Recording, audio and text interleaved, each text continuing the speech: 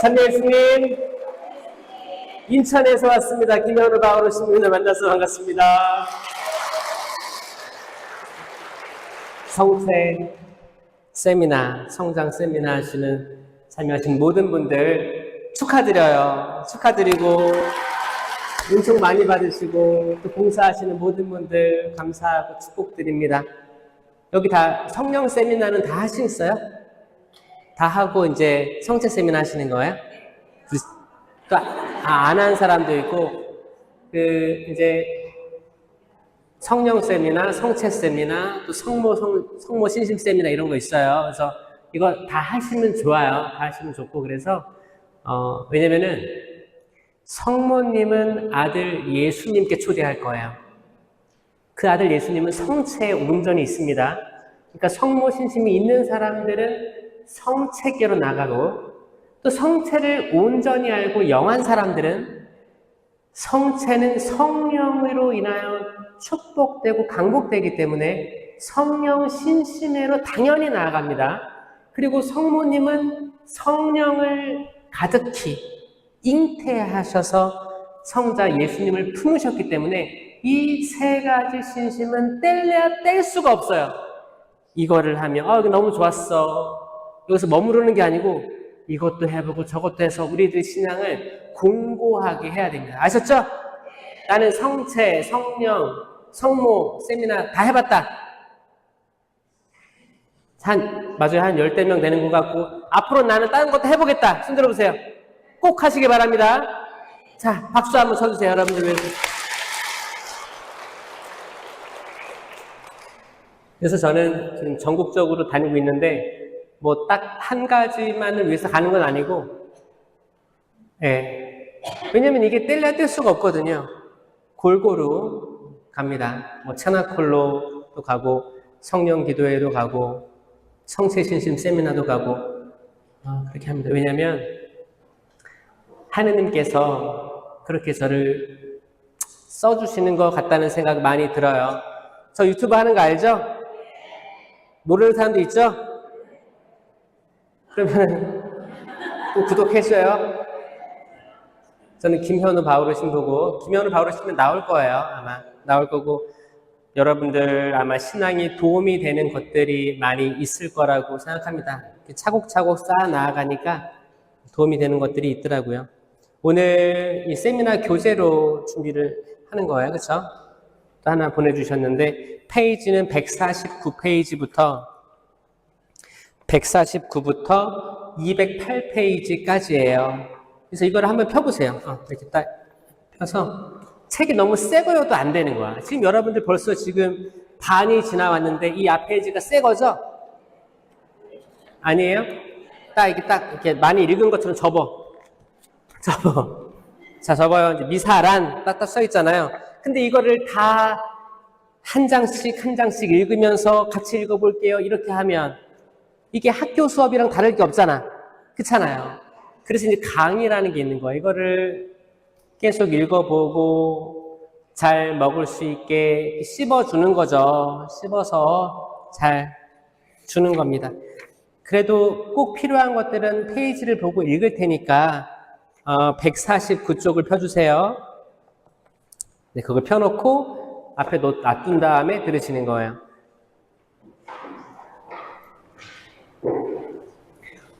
천주교와 개신교, 성공회, 요 정도가 그리스도교라고 알려져 있죠. 요 정도가 그리스도교입니다. 여기서 차이점들을 좀 아시나요? 천주교랑 성공회가 가까울까요? 개신교가 가까울까요? 성공회? 왜요? 삼위일체이신 하느님 믿어서? 이 삼위일체는 다 믿어요. 다 믿습니다. 그러면 천주교랑 성공회를 구분짓는 건 뭘까요? 신부님. 성공회도 신부님이 있어요. 교황님과의 일치. 이거는 천주교만 있죠. 맞죠? 지금 교황님이 몇 대 교황님이에요? 아유, 훌륭하시. 자, 267대 레오 14세 교황님이세요. 꼭 기억하세요. 1대 교황님은 누구세요? 베드로 사도예요. 베드로 사도 때부터 쭉 이어져 오는 게 가톨릭 교회입니다. 맞죠?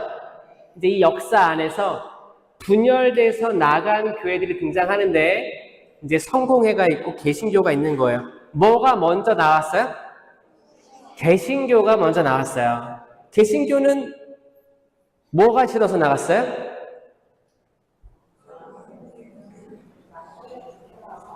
개신교는 우상을 숭배한다고 해서 나갔어요. 왜냐면 거기 여러분 10계명 아시죠? 1번이 뭐예요? 하느님을 한 분이신 하느님 흠숭하여라. 두 번째, 하느님의 이름을 함부로 부르지 마라. 세 번째, 주의를 거룩히 지내라. 뭘 찾아봐. 자, 네 번째, 부모에게 효도하여라. 다섯 번째, 여기서부터 헷갈리잖아요. 헷갈리죠? 이 헷갈릴 때 이 순서를 그 형법으로도 그러니까 더 심각한 죄부터 떨어지는 거예요. 비슷해. 다섯 번째부터는 사람을 죽이지 마라. 살인 중요하잖아요. 거기 되게 심각한 죄잖아요. 살인하지 말라, 간음하지 말라, 도둑질하지 말라, 거짓 증언하지 말라. 여기까지 쭉 나오는 거예요. 순서대로. 그 다음에 마지막 두 개는 남의 아내를 탐하지 마라, 남의 재물을 탐하지 마라. 이게 간음하지 말라랑 도둑질하지 말라를 2번 반복해서 해주는 거예요. 이렇게 쭉 10계명이 있어요. 이 10계명과 개신교의 10계명이 달라요. 이거 혹시 아시나요?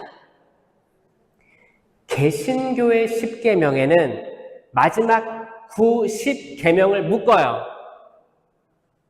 남의 재물을 탐하지 마라 이렇게 돼 있어요. 그리고 우리가 천주교의 1계명을 둘로 나눠놨어요. 한 분이신 하느님, 그분만을 경배하고 나오고 두 번째 계명이 우상 숭배하지 말라라는 거를 구분시켜 놓은 거예요. 그래서 계명이 달라요.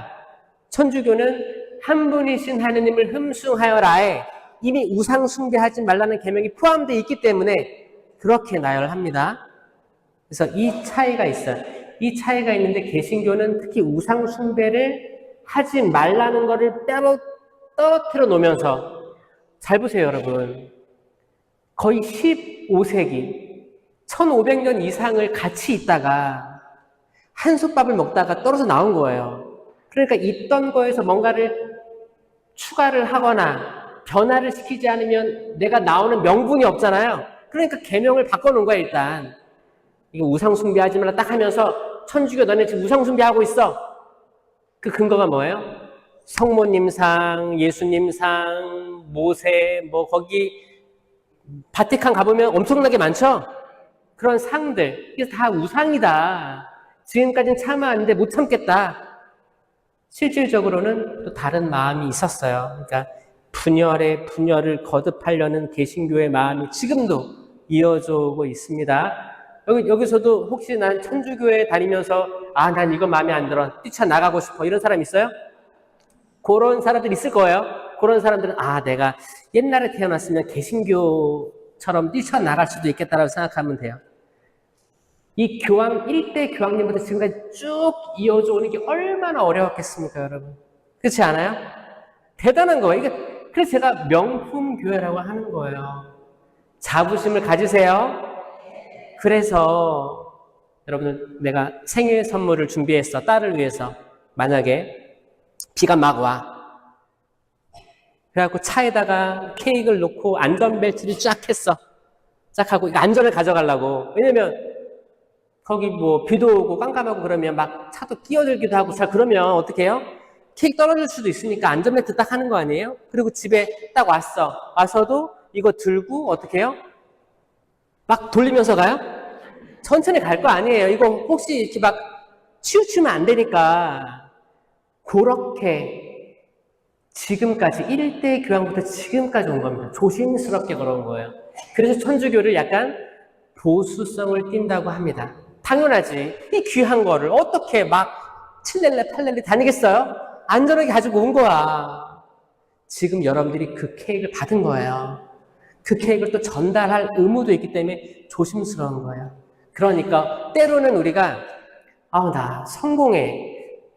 혹은 개신교에 막 찬양하고 막 율동하고 막 기도하는 거 있죠? 나 그게 나 좋은데 이렇게 생각하더라도 천주교에도 있어요. 성령 쇄신에서 그걸 하고 있는 거예요.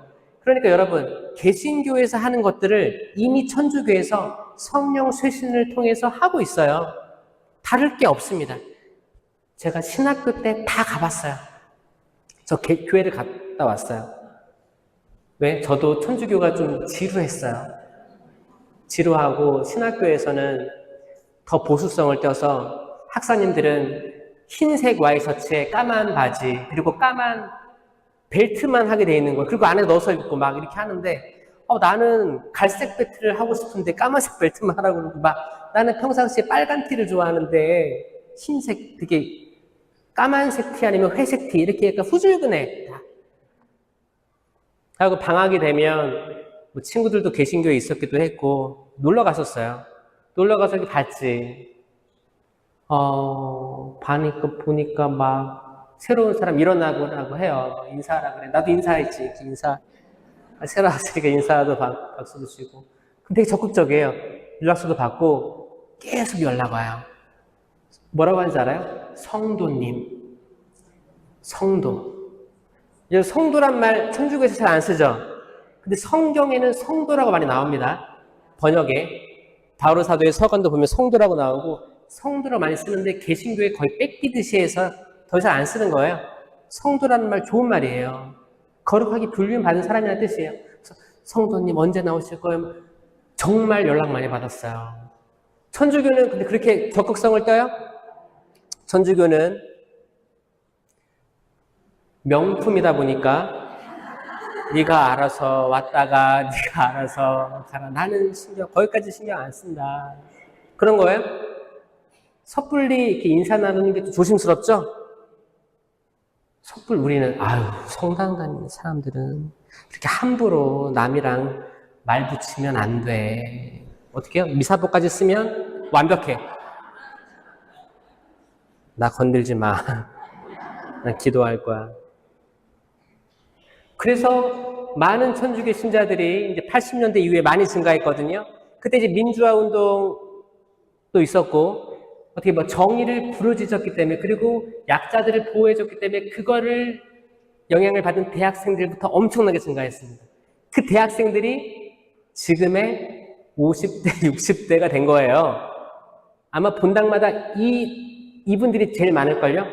이때 세례받은 사람 되게 많거든요. 그분들이 지금 집행해주고 있어요. 그럼 성공회는 뭘까요? 성공회는 영국 왕실이 재혼하려고, 천주교에는 이혼과 재혼이 없잖아요. 그러니까 이혼까지는 있어. 이혼까지는 있어요. 어쩔 수 없어요. 근데 하느님법에는 묶여있기 때문에 재혼이 허락이 안 되는 거예요. 조당을 풀어야 된다는 거야. 근데 지금 왕실에서 이거를 하려고 하니까 아예 종교를 나온 거지. 이렇게 된 거예요. 그래서 재혼이 필요해서 성공회 간다고요? 천주교도 재혼이 있어요. 그러니까 그 처음에 혼인이 조당이 합법적으로, 교회법적으로 풀리는 케이스들 많습니다. 그러니까 재혼이 안 된다고 가면 안 돼요. 머물러 있어요. 방법이 다 있어요. 오랫동안 또 이렇게 소송하면서 오래 걸린다고 하지만 여러분들을 보호하려고 오래 걸리는 거고 이렇게 하는 거지, 인내를 가지고 하시면 천주교에서 다 해결할 수가 있습니다. 그만큼 아주 좋은 종교예요, 여러분. 그 중에서 가장 눈에 띈다고 생각하는 게 성체성사예요. 성체성사. 칠성사 중에 하나죠. 자, 이번 교회 칠성사 다 아시죠? 칠성사도 약간 사람의 태어나서부터 돌아가실 때까지 이거를 흐름으로 보고 기억하시면 쉬워요. 세례, 그 다음에 세례, 견진, 성체, 아니면 세례, 성체, 견진 상관없어요. 세례, 견진, 성체. 그 성체 할 때 고해도 해야 되잖아요. 그쵸? 그러니까 세례, 성체, 세례, 견진, 성체, 고해까지 이렇게 쭉 이어가시고, 그 다음에 결혼하잖아요. 결혼. 이제 혼배 성사가 있고, 저 같은 경우는 성품 성사, 신품 성사라고도 하죠. 이게 동급이에요. 혼배를 하든지, 신부가 되든지 동급이에요. 이렇게 동급으로 두 개를 두고, 마지막은 병자성사. 아플 때 이제 받는 거죠. 옛날에는 노자 성체라고 하면서 마지막에 모시고 간다고 해서 그랬는데 지금은 그 말 잘 안 쓰고 병자성사 안에 다 들어가 있습니다. 이게 칠성사라고 나와 있는 거예요. 그 중에서 우리가 매일 자주 할 수 있는 게 성체성사예요. 왜냐? 여러분들 고해성사는 1년에 몇 번 봐요? 이렇게 매일 하면 좋겠지만 매일 할 수 있는 여건이 안 되죠? 그래서 1년에 최소 2번을 보러 가는 거예요. 그러니까 판공이라고 하죠. 판공. 그래서 판공은 이제 고해성사 2번째 예식이라고 합니다. 고해성사 첫 번째 예식은 개별 고해, 개별 참회, 개별 고해, 개별 보속. 우리가 일반적으로 하는 게 첫 번째 양식이에요. 두 번째 양식은 대림이나 사순시기 때 다 모아놓고 공동 참회, 그리고 개별 보속, 개별 고해, 공동 보속을 하면 그게 2양식이에요. 그게 판공이라고 해요. 3양식도 있어요. 뭐냐? 공동 참회, 공동 고해, 공동 보속. 다 공동이야. 이거 언제 하냐? 전쟁 때라든지, 거기 타이타닉호 침몰할 때 그때라든지, 그러니까 천재지변, 생명의 위협이 있을 때 전체적으로 할 수 있는 권한이 주어지는 거, 사제에게. 그때는 개별로 들을 수가 없잖아. 다 공통적으로 다 죄를 사해주고 그런 게 있어요. 그 판공하면은 우리가 최소의, 그러니까 1년에 아마 2번 정도 일반적으로 할 거고, 믿음이 있는 사람들은 한 달에 1번 정도 해서 1년에 12번 정도 하지 않을까? 그쵸? 그럼 세례는 몇 번 받아요, 평생에? 1번이잖아. 견지는 1번이고. 고해성사는 1년에 12번, 이 정도. 열심한 사람은, 열심하지 않은 사람은 2번이겠죠? 아니면 안 볼 수도 있고, 딸한테 내 고해 판공 성사표를 주고 너 갔다 와라, 대신 넣어놓고 와라 할 수도 있겠지? 모르지. 그거는 각자 자유니까. 그 병자성사는 또 많이 안 받잖아요. 신품을 받을까 뭘 할 거예요? 혼인성사도 1번이잖아요. 어떻게 어떤 상황에 의해서 잘 풀려가지고 2번째도 가능할 수도 있겠지만 1~2번이겠지. 그쵸? 그 중에 제일 많이 은총을 경험할 수 있는 성사는 성체 성사밖에 없습니다. 동의하십니까? 그러니까 얼마나 중요하다는 거예요. 성체 성사를 가지고 있는 게 천주교입니다. 교회 가면 카스테라 빵 나눠줘요. 이것도 옛날에 없다가 최근에 생겼어. 그리고 그 델몬트 포도주스 병에다가, 잔에다가 해가지고 하나씩 털어 먹으래. 원샷이에요, 원샷. 그 뭐예요? 약간 성찬에 참여하고 있다, 이런 거를 표현하고 싶은데 온전치 않아요. 온전치 않아. 그래서 많이 개신교에서 천주교로 넘어오는데 왜 넘어오냐? 성체 성사 때문에 그래요. 그리고 성모님에 대해서 깨달아서 옵니다. 아멘? 진짜예요. 대단한 거예요. 그래서 그 성모님에 대해서 깨달으면 그거죠. 루카복음에서 그러잖아요. 이제로부터 과연 만세가 나를 복되다 일컬으리니, 그러잖아요. 이걸 영어로 하면 from every generation이라고 해요. every, from now on, every generation. 자, 그러니까 봐봐요. 성모님을 복되다 일컫는 사람들이 지금부터, 옛날부터 지금까지, 미래까지 쭉 모든 세대가 성모님을 복되다 일컬으리니, 이게 계속 마음에 걸리는 거예요. 개신교 신자들이. 이상하다. 이 말씀은 지금도 그렇고 미래에도 그렇고 모든 세대들이 성모님을 복되다 일컬어야 되는데 왜 개신교는 복되다고 하지 않지가 궁금하기 시작한 거예요. 자세히 읽다 보니까 성모님을 그냥 이렇게 내팽겨치고 할 분이 아닌 거야. 그래가지고 저한테도 메일이 와요. 더 알려달라고 녹화하는 분들이 많아지고 있는데 특히 젊은 세대들이 그렇습니다. 아멘. 좋은 거죠? 아주 좋고. 근데 개신교들이 저는 오는 거 환영이에요. 그들은 이미 성경적으로 공부가 많이 되어 있어요. 천주교는 성경적으로 공부가 안 돼 있어요. 잘. 그쵸? 신기하지 않아요? 근데 뭔 잘 돼 있어요? 성체, 성사가 잘 돼 있잖아요. 그리고 전례, 성사 딱 이렇게 뭔가 체계적으로 딱 돼 있어. 그래서 내가 명품이라고 하는 거예요. 그러니까 내가 저거를 이해하든 말든 여기만 붙어 있으면 될 것 같잖아요. 뭔가 믿는 차원이 다른 것 같지 않아요? 그래서 여기만 잘 붙어 있으면 될 것 같아. 그래요. 개신교에서 알아서 오고 있어요. 근데 문제는 뭐냐? 개신교에서 온 사람들은 성경적으로 꽉 차 있어요. 그리고 성령 하느님으로 뜨거워요. 이제 이들은 성체랑 성모님만 더 알면 정말 대단한 사람들이 될 거예요. 근데 이미 있던 천주교 신자들은 어때요? 성체 하나만 내가 지금 믿고 있었어. 그리스도의 몸. 아멘. 그리고 이 성체가 얼마나 중요한지 알고 모시면 좋겠는데 모르고 그냥 줄 서 있을 때도 그냥 딴 생각에 가득 차가지고 옆에 사람 보면서 저 자매 왔네. 뭐 입었네.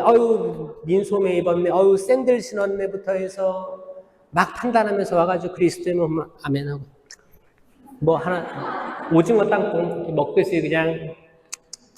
자, 이게 아닙니다. 이게 아니에요. 진짜 성체를 깨닫는 분들은 그렇게 행할 수가 없어요. 은총 자체예요. 그래서 제가 호주에서 선교를 오래 했어요.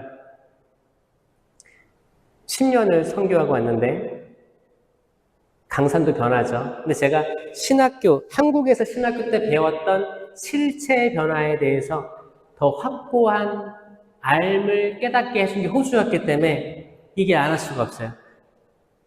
여러분, 실체 변화가 어려운 신학적 용어예요. 실체라는 말도 어렵고 변화는 뭐 다 아니까 변화는 쉽죠. 실체라는 말 자체가 어려워요. 그래가지고 좀 헷갈릴 수 있으니까 이럴 때 듣는 거예요. 실체가 있고 형상이 있어요. 이 두 개는 반대말입니다. 형상, 실체, 형상이 있어요. 형상은 이런 거. 책, 십자가, 고상부터 피아노. 눈에 보이는 모든 게 형상이에요. 만져지고 냄새 맡을 수 있고 볼 수 있고 오감으로 할 수 있는 모든 것들 다 형상입니다. 실체는 뭐냐? 실체는 눈에 보이지 않아요. 맡을 수 없어요. 냄새 맡을 수 없어요. 만져지지도 않아요. 자, 이 차이 아시겠죠? 일단 이걸 알고 들어가야 돼요. 이건 철학적인 용어이기 때문에 이 두 개가 비유된다.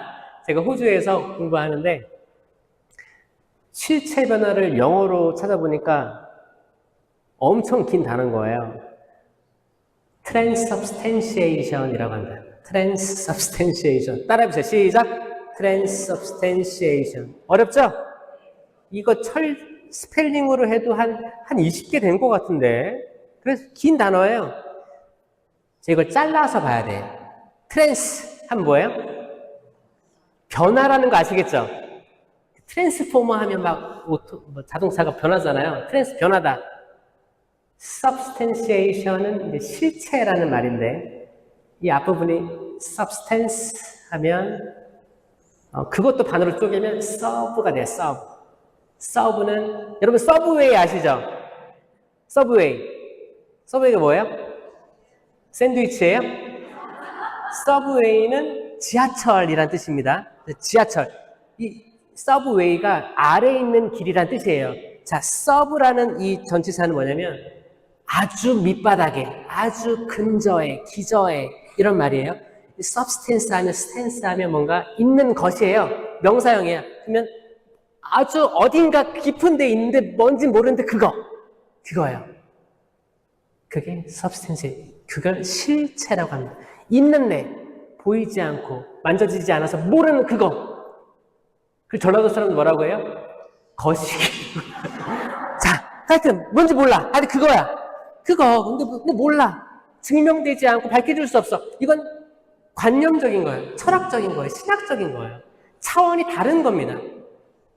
이 실체 변화는 그 뭔가 거시기 그게 바뀌었다는 거예요. 응? 그런 거예요. 자, 그러면 이 거룩한 제대에서 성령의 힘으로 이 예물을 거룩하게 하셔서 하는 기도문이 있잖아요. 이때 성령 청원 기도가 있고 이렇게 변화가 딱 되는데 겉모습은 그 냄새는 그 식감은 다 변하지 않아요. 그러니까 형상은 그대로고 안에 실체가 변화한다라는 거예요. 여기에 반대말이 뭐냐면 거룩한 변모예요. 거룩한 변모를 영어로 하면 트랜스피겨레이션이에요. 그러니까 이제 한국어는 약간 반대말에 대해서 조금 이렇게 생뚱맞을 수 있는데 영어로 하면 딱 보입니다. 트랜스피겨레이션 하면 피겨는 피규어. 여러분 아이들이 뭐 만지는 뭐 이렇게 뭐 인형이라든지 캐릭터라든지 이런 거 피규어라잖아요. 또 피겨 스케이팅 하면 막 모양을 이쁘게 만드는 거잖아요. 겉모습이에요. 겉모습. 그 모양이에요. 피겨는 모양이에요. 트랜스피겨레이션 하면 거룩하게 변모해서 찬란하게 빛난 예수님의 겉모습을 얘기하는 겁니다. 실체는 그 안에 있는 무언가. 그러니까 실체가 삼위일체라면 육을 입으시고 오신 예수 그리스도는 제2위격으로 나오시는 거죠. 육체는. 성부 하느님은 육체가 있을까 없을까요? 없잖아요. 성령 하느님도 육체가 없잖아요. 성자 예수님은 육체를 입고 계시기 때문에 삼위격으로 드러나시지만 그 삼위를 이어주는 건 실체다. 너무 어렵지 않아요? 내가 신학교 때 이거를 맨날 책을 보는데 무슨 말이야? 이게 무슨 말이에요? 이게 막 이해가 안 됐어요.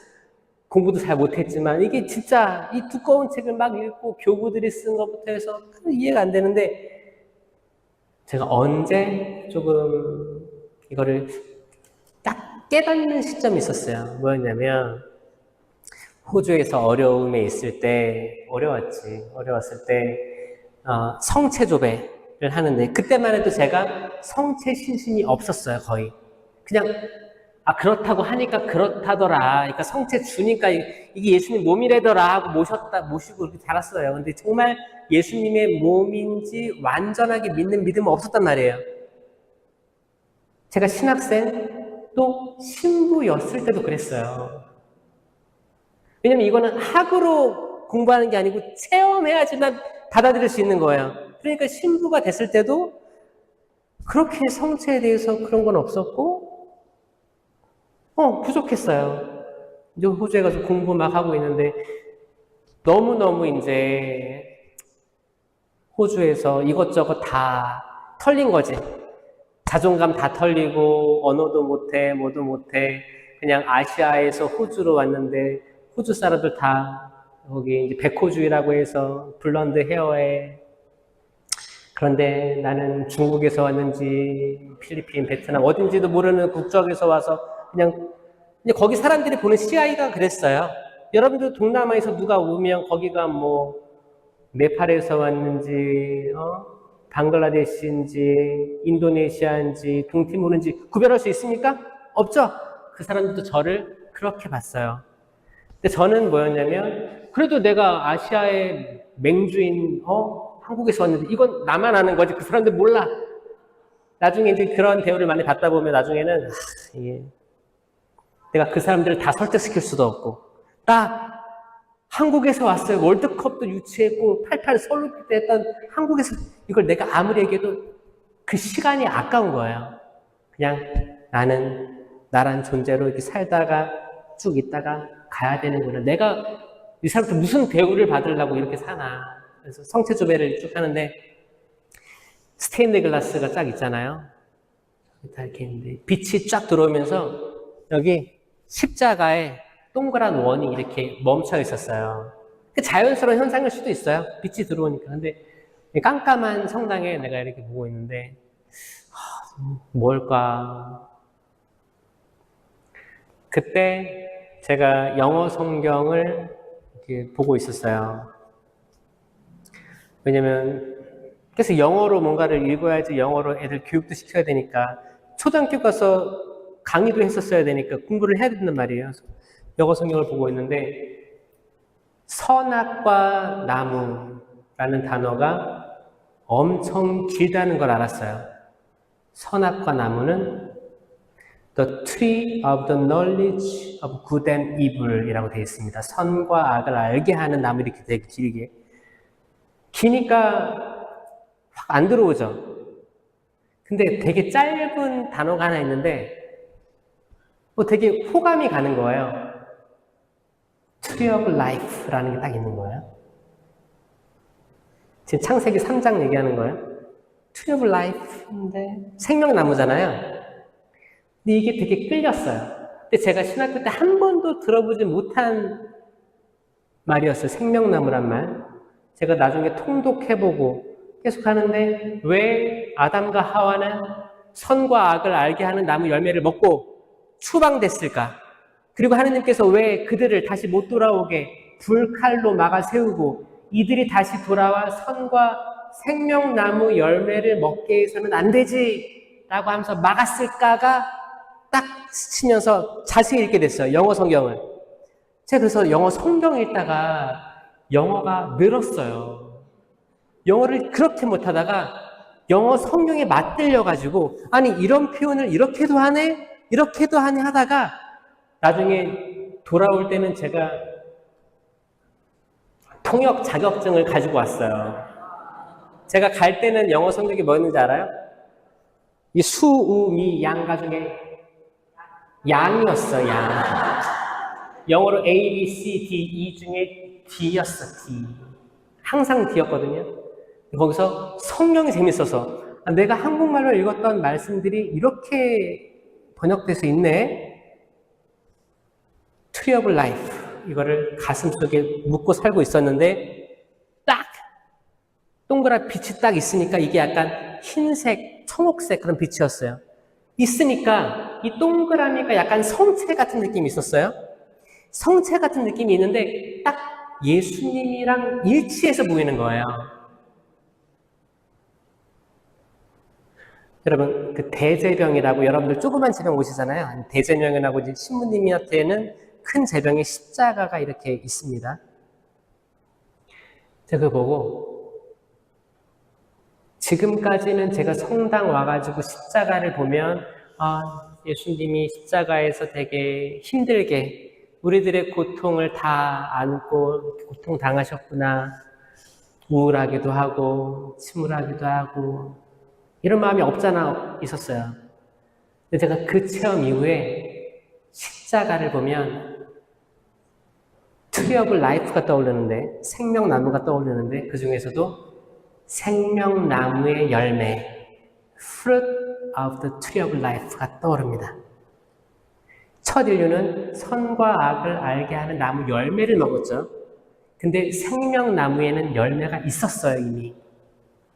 왜냐하면 창세기 에덴 동산에 뭐라고 했냐면 너희는 여기 있는 모든 나무 열매를 다 먹어도 좋다. 하지만 선악과 나무 열매는 먹지 말라라고 했거든요. 그러니까 생명나무 열매는 이미 먹게끔 허락되어졌었어요. 근데 첫 인류는 눈이 가리워져서 안 먹었단 말이에요. 그리고 쫓겨난 거예요. 그러면 그들이 왜 다시 돌아와서 생명나무를 얼른 먹으면 안 돼요? 그들은 속죄하고 참회하고 정화된 다음에 다시 들어오는 거예요. 이게 요한 묵시록 마지막에 나와 있습니다. 내가 다시 그들을 생명나무 열매를 먹게 해 주리라로 마무리되는 요한 묵시록 22장의 말씀이에요. 이게 시작과 끝, 나는 알파요 오메가요 시작이요 마침이다. 이 내용이 성경 그 두꺼운 책의 핵심이라는 걸 제가 호주 살면서 깨달았어요. 무슨 말인지 모르시겠죠?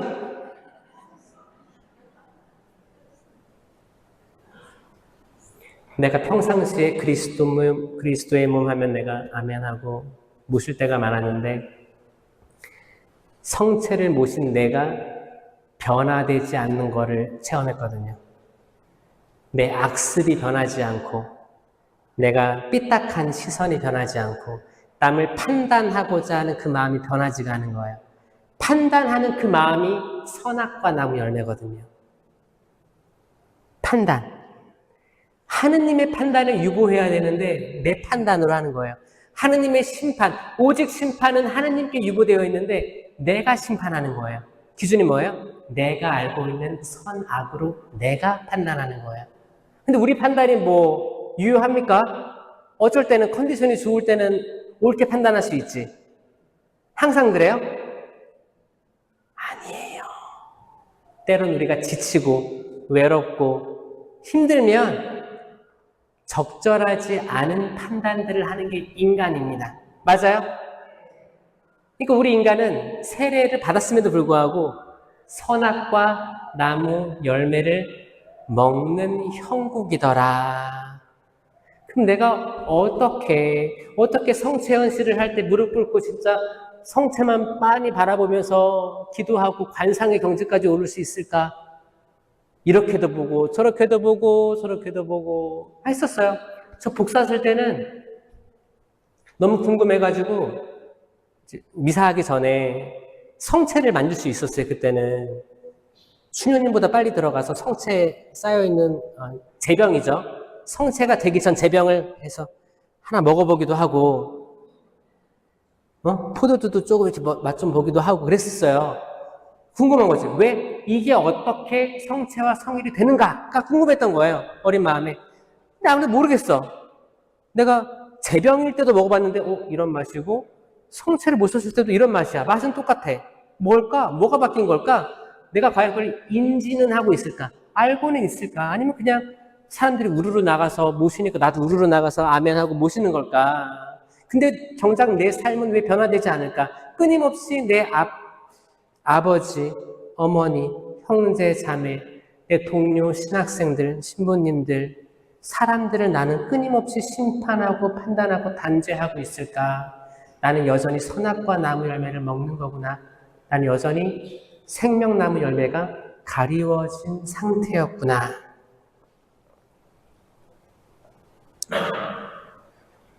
그게 저를 눈뜨게 해준 거예요. 뭐야?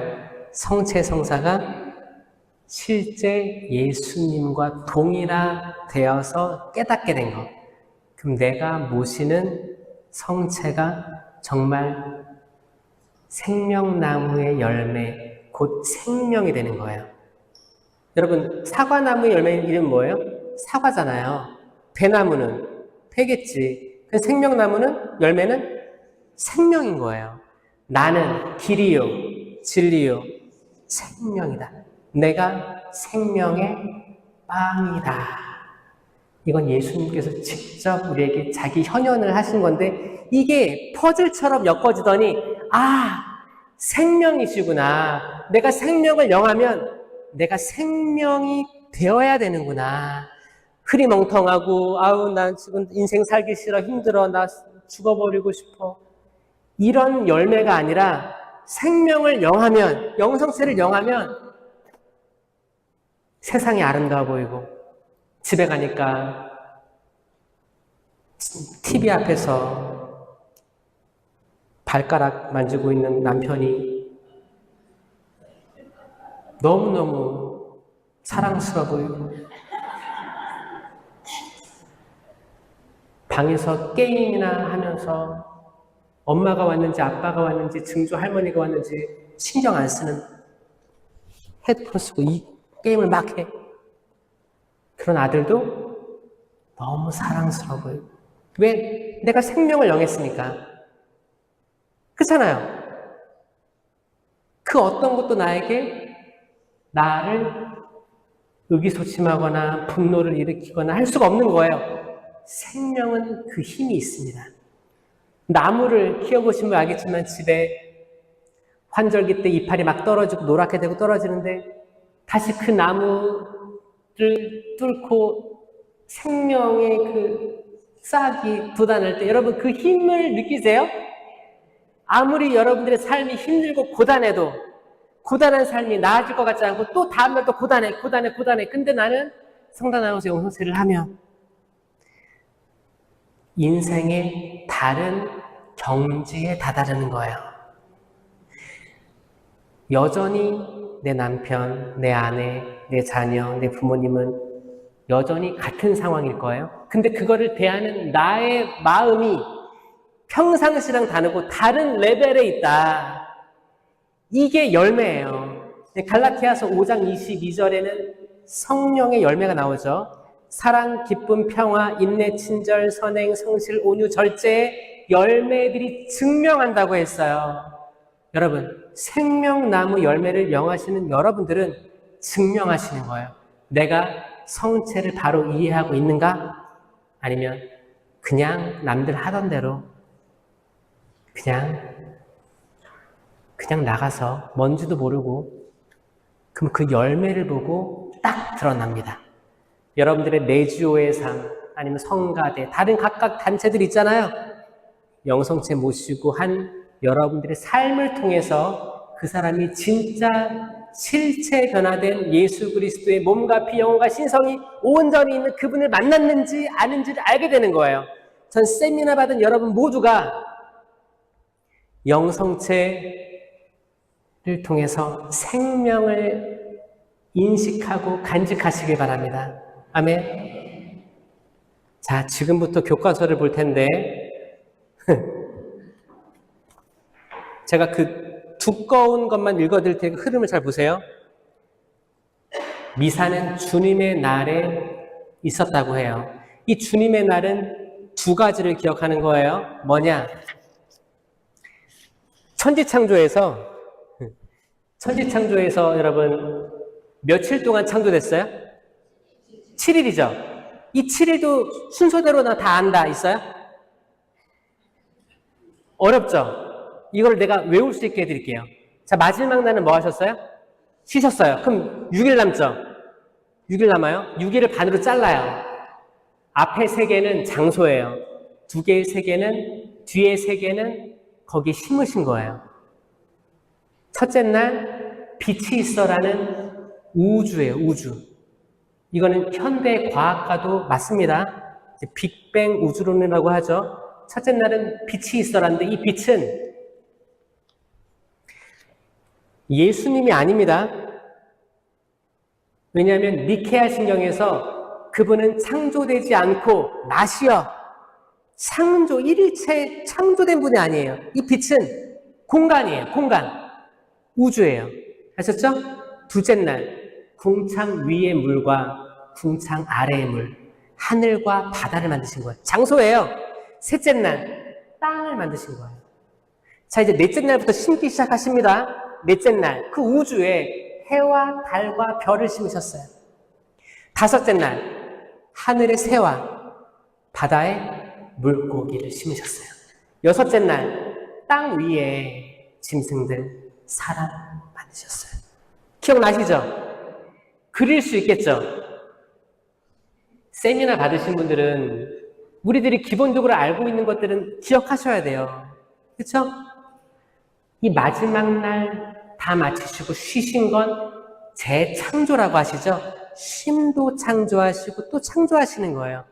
주님의 날의 기원이에요. 7번째 날이 주님의 날의 기원이고 그 다음에 탈출기 때 그 문설주에 양의 피를 바르고 이제 어둠의 재앙 그리고 이제 모든 마디 동물이든 사람이든 마디를 치는 저승의 죽음의 천사가 지나갑니다.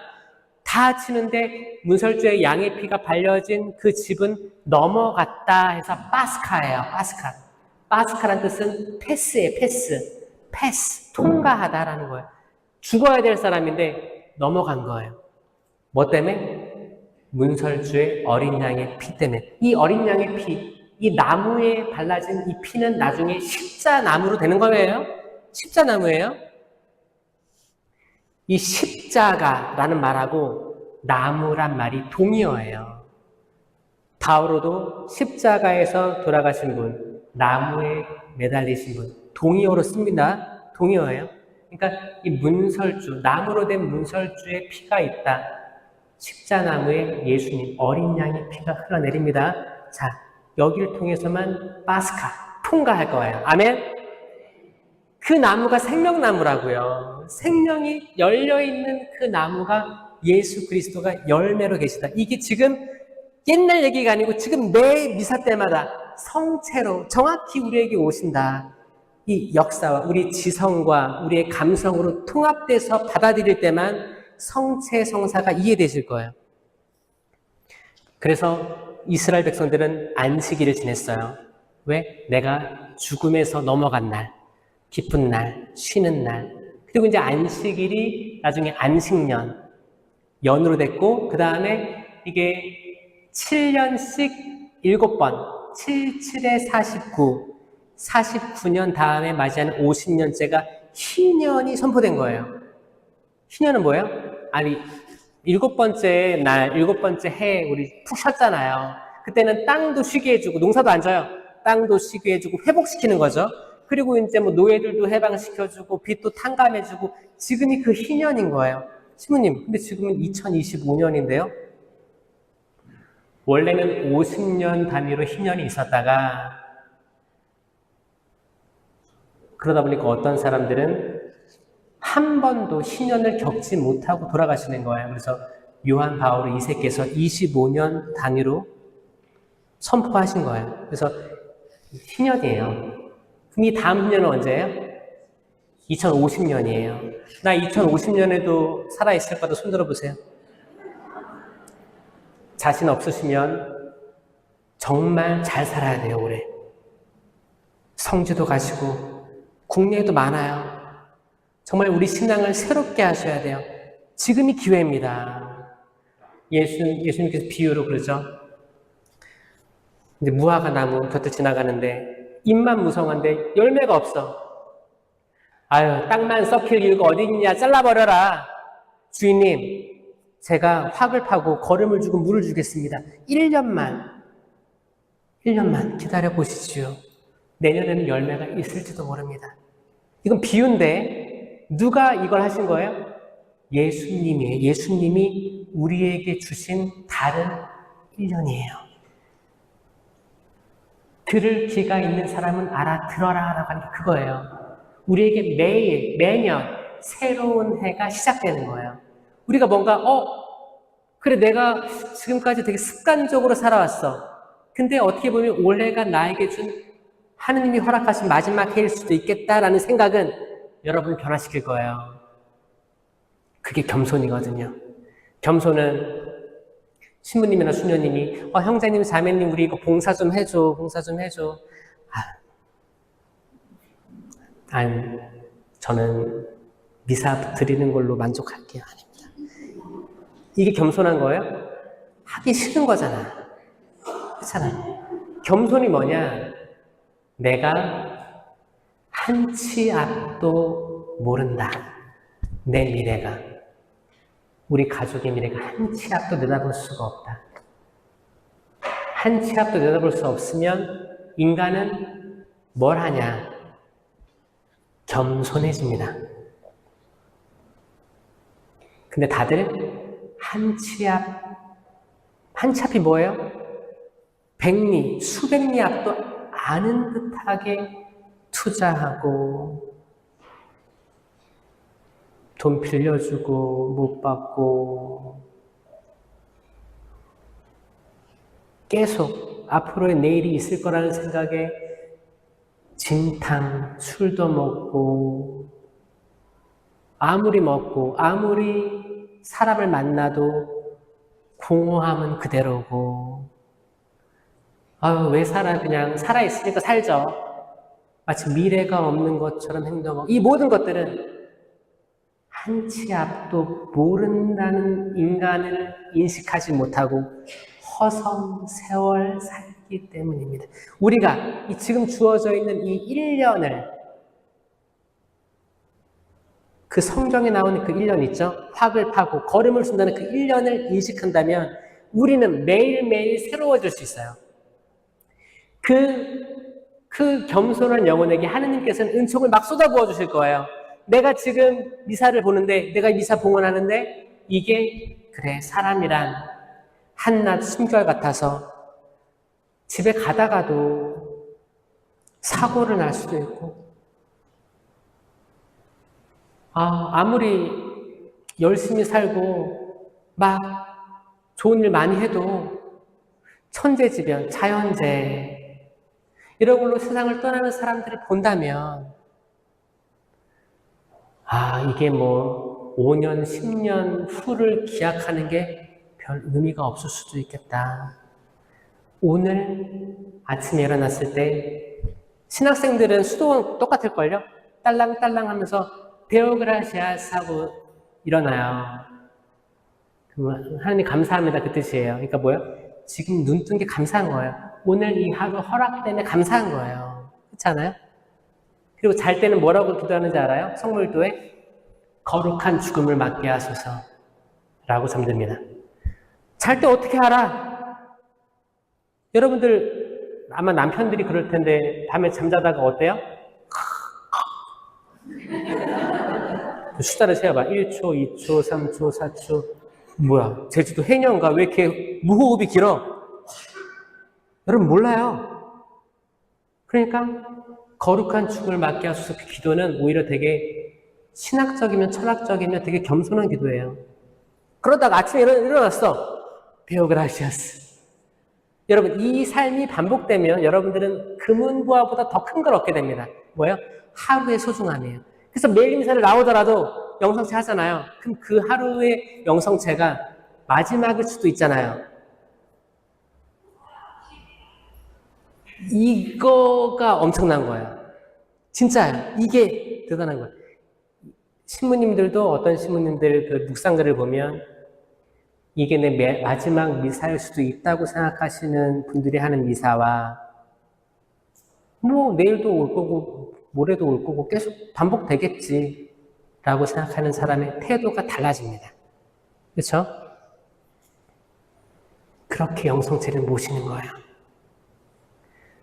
생명이신 주님 감사합니다. 여기 숫곡의 성당은 아주 전례적으로 좋은 게 아까 하느님의 어린 양 하실 때 제가 성체 감실로 가서 모시러 갈 때 침묵을 유지하시더라고요. 이건 전례적으로 맞아요. 전례적으로 맞습니다. 그래서 하느님의 어린 양을 딱 제가 대제령 쪼개고 나서 하시더라고요. 이게 맞습니다. 미사 경문이 이렇게 돼 있어요. 그러니까 모든 사람들이 침묵 속에서 이 쪼개는 딱 이 소리를 듣게끔 하는 것 같아서 저는 이런 분들이 많이 없거든요. 그래서 저는 훌륭하다는 생각을 합니다. 땅을 쪼개는 거예요. 쪼개는 소리가 되게 중요하거든요. 여러분 복사가 처음에 미사를 하잖아요. 준비하잖아요. 촛불 켜죠. 저는 이 촛불 켤 때 창조의 첫째 날을 떠올리거든요. 그러니까 매번 시작되는 미사가 매번 시작되는 새로운 창조예요. 빛이 있어라. 복사들 아마 저는 신학교 때 이렇게 키라고 배웠어요. 이렇게 이 방향으로 2개든 3개든 이쪽 방향으로 쭉 키고 이쪽 방향으로 그러니까 문을 열듯이. 그러니까 그리고 이제 거기 성가가 나오고 신부님이 제대로 올라서시죠. 일반적으로 성당의 중심은 미사 때는 제대예요. 미사 때. 근데 일반적으로 성당의 중심은 감실입니다. 감실. 왜 감실에 누가 계세요? 실체 변화된 예수님이 계시기 때문에 감실등도 껴있고 그러는 거예요. 그러니까 일반적으로 미사가 없는 성당에 올 때는 감실을 두고 이제 성체 조배를 하는 거죠. 미사가 딱 시작된다. 촛불이 켜졌다. 그럼 이제 제대가 중심이 되는 거예요.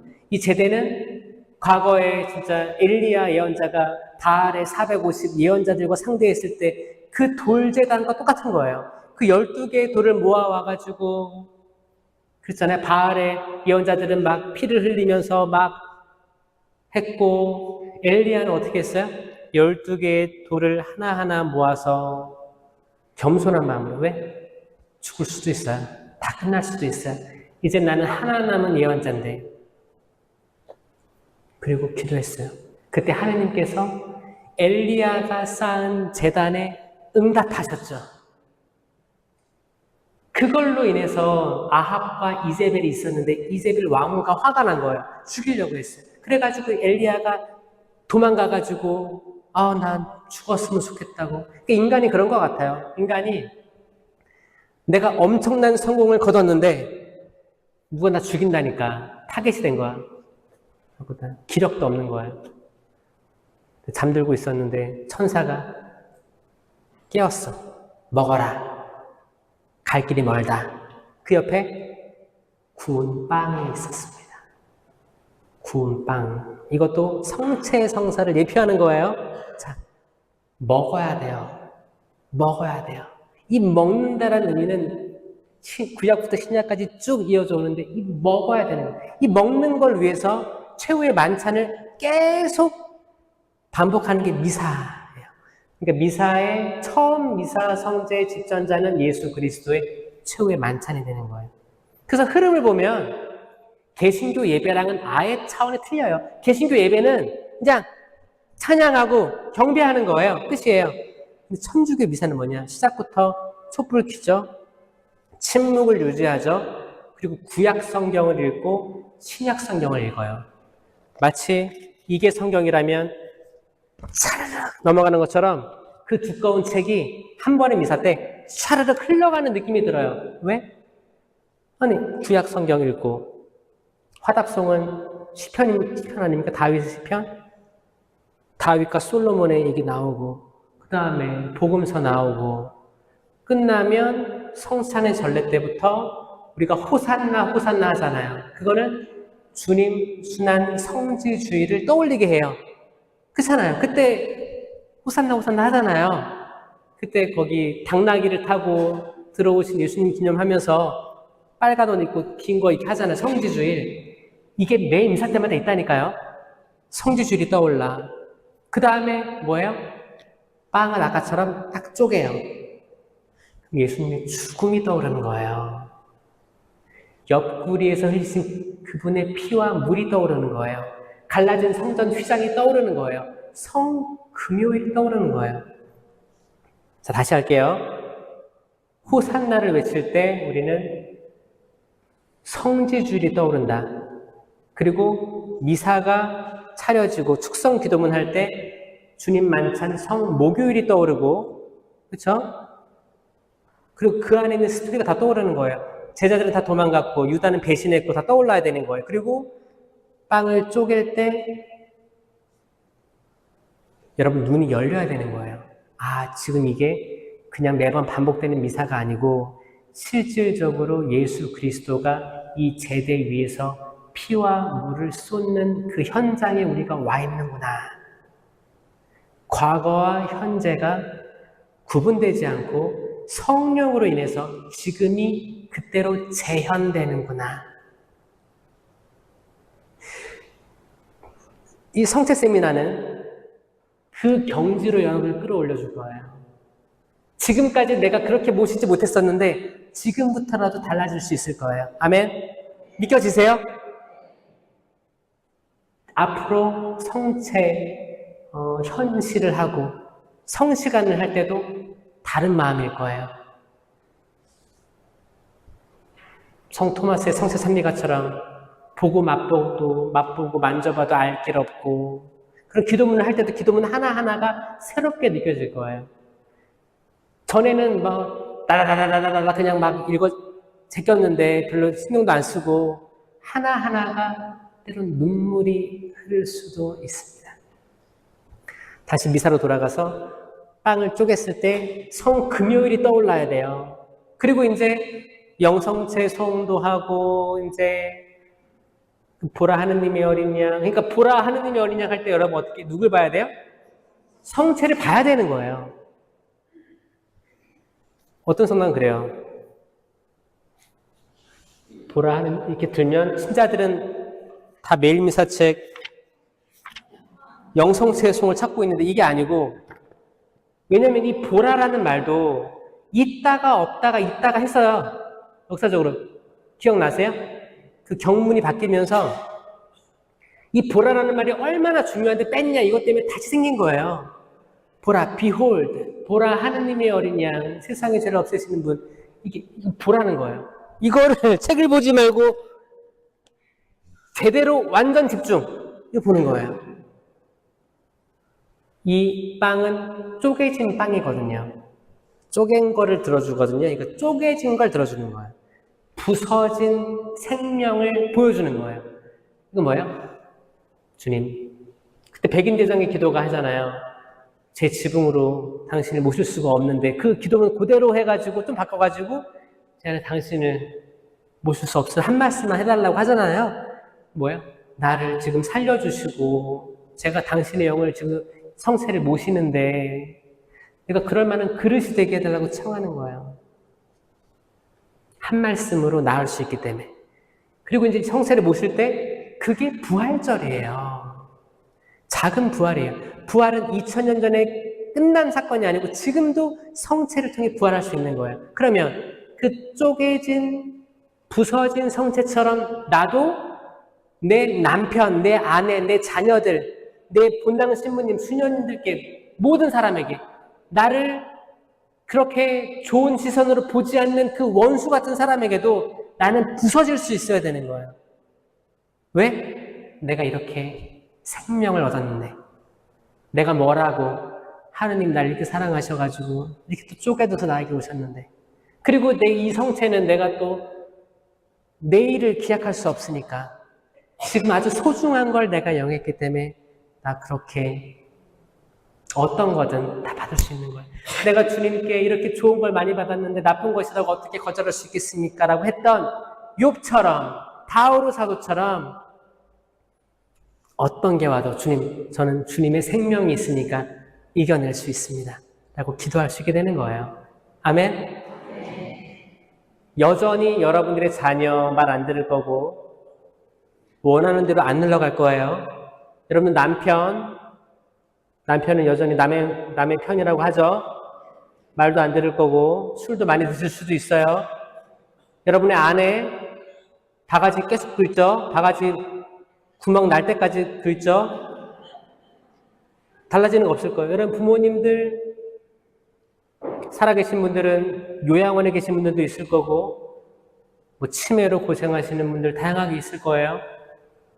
소통이 잘 안 돼서 아니면은 화가 있어서 오해가 있어서 속상한 게 많을 겁니다. 이런 것들을 오직 성체, 영성체로만 우리가 판단하고 심판하는 선과 악을 알게 하는 나무의 열매가 아니고 생명나무 열매이신 예수 그리스도께서만 우리 가족과 우리 생명, 우리 관계들을 회복시켜 줄 수 있을 거예요. 아멘? 여러분, 지금 제가 하는 이 교리가 가톨릭 교회에서는 최정점에 있습니다. 이걸 깨달았다면 축하드리고, 이걸 못 깨달았다 해도 그분께서 깨달음의 영을 부어주셔가지고 언젠가 깨닫게 되길 바랍니다. 여러분들 안수식도 있고 세미나 마무리하실 순간으로 다가오는데 하나님의 크신 은총이 가득하길 바랍니다. 이 제대는 천사들이 가득해요. 왜? 나타나에게 그랬거든요. 사람의 아들 위로 천사들이 오르락 내리락 하는 걸 보게 될 것이다. 이 거룩한 장소가 미사 때 이루어지는 거예요. 사제는 부족하지만 제의를 입고 띠를 두르고 이 미사 때만큼은 성령으로 그리스도 대사제를 눈에 보이는 표징으로 보여주는 성사 그 자체가 되는 거예요. 그러니까 사제들을 위한 기도 많이 하셔야겠죠? 이 거룩한 영적 시야를 가지시기를 그래서 전혀 다른 another 레벨로 여러분들이 초대되는 그날을 위해서 계속 기도하겠습니다. 영광이 성부와 성자와 성령께, 성부와 성자와 성령의 이름으로 아멘. 감사합니다.